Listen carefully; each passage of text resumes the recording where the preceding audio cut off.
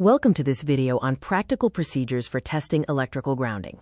We will learn how to safely and effectively test grounding systems using a multimeter, mastering the practical steps needed for verification.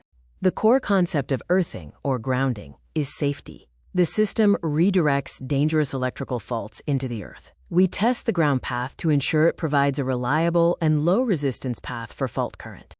Electrical testing involves deadly voltages, so critical safety rules must be followed strictly.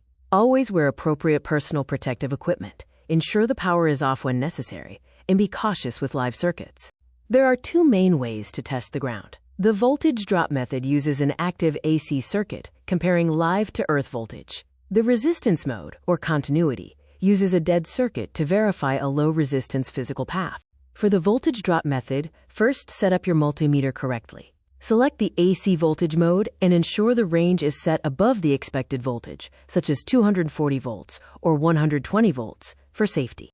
Step 1 is to measure the phase to neutral voltage, which is your baseline supply voltage, for example 240V. Insert the probes into the live and neutral sockets and record this measurement.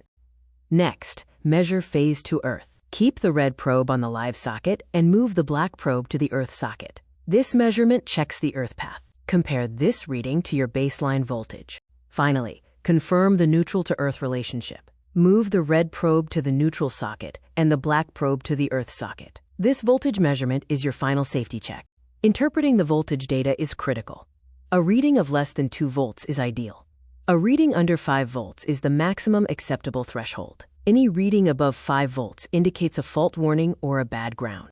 For method 2, the resistance mode setup, you must turn off the circuit power completely for safety.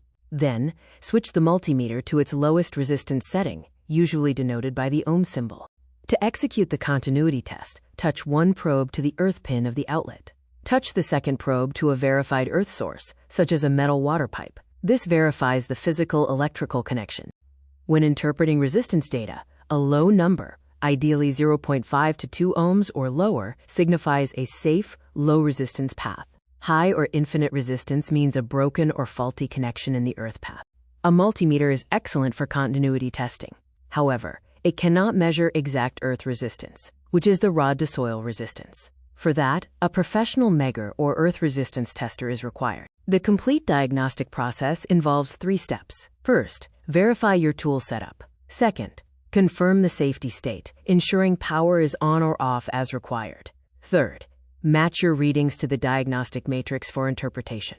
As a final safety directive, always remember that high-voltage AC systems are dangerous. If you feel unsure at any point, stop work immediately. For complex faults, always contact a certified electrician.